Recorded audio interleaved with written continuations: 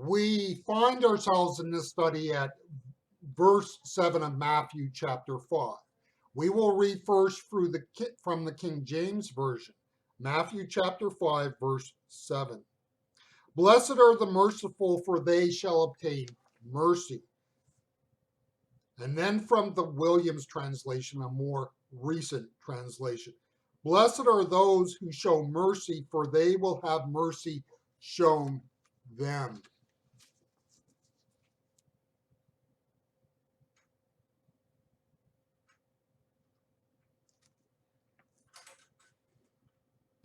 One of the most important branches of science to develop in the modern era is the study of genetics. In particular, you think of the study of DNA here. So, for example, DNA can be important for telling us whether we have a precondition to a certain sort of disease. We are beginning to explore the possibility that some people are more susceptible to certain diseases or certain cancers than others.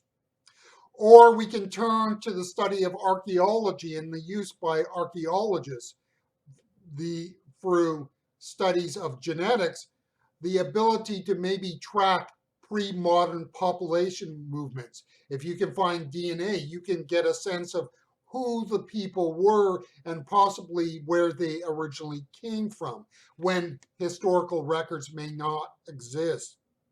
DNA, in a sense, does not lie. Now, you may remember that television series CSI, which kind of built off of that idea that if you get the DNA, well, you can catch the crook. It is the essential quality of an organism or plant, that is the DNA. So the study of DNA has been huge in opening up new understandings of the world and the way things are in the modern world. In every era of the church, there are cultural expressions of the faith. It could be the Corpus Christi festival in a medieval European town. The Corpus Christi refers to the celebration of the bread that is used in the Eucharistic celebration. It could be the non-celebration of Christmas among English Puritans. Or in the more modern era, think of how evangelicals like to do rock music festivals at a local amusement park. What we are talking about here is that in every era of the church, there are cultural expressions of the faith. Now, we're not saying they are good, bad, or indifferent. We are just saying what they are. They're cultural expressions of the faith that you do not have to have faith to be a participant in.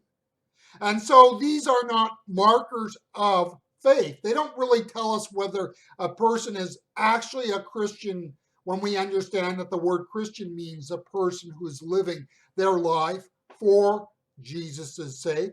They have accepted Christ. They have submitted to Christ. They seek in all things to be obedient to Christ. Cultural markers are cultural markers. They're not statements of faith.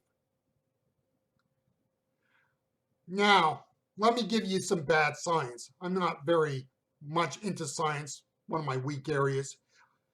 But think of it this way. To become a person of faith and a believer in Jesus Christ is to be given a shot of alien DNA. Now, before you think we will all become little green men, I'm using the word alien in the sense of foreign. We are given, when we accept Christ, a DNA that is alien to who we are and what we are about. This alien DNA can transform us, but it can only transform us as we allow it to. It is not like a DNA transplant. We are not, in that sense, completely transformed in that moment. What we have is a capability to be changed and transformed as we allow that alien DNA to take hold of us. Now notice, I have nowhere defined mercy, and for that fact, I have not talked about mercy to this point. And in part because I think we all understand what the word mercy means. I would say that mercy is not a trait that is innate in human beings. We as human beings can be petty, We can hold grudges. We can be unforgiving.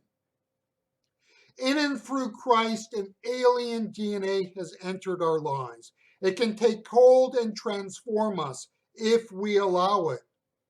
You see, one of the clear markers of that alien DNA in us is the fact that we learn to be merciful.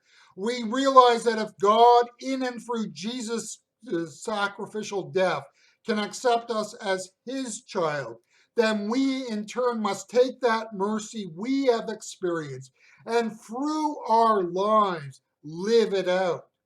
You see, that alien DNA can set us free from what we were. But we, in order to do that, must allow it to change us.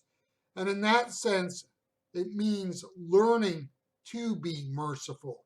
We will not be merciful unless we each and every day take advantage of the opportunities to express and live out mercy.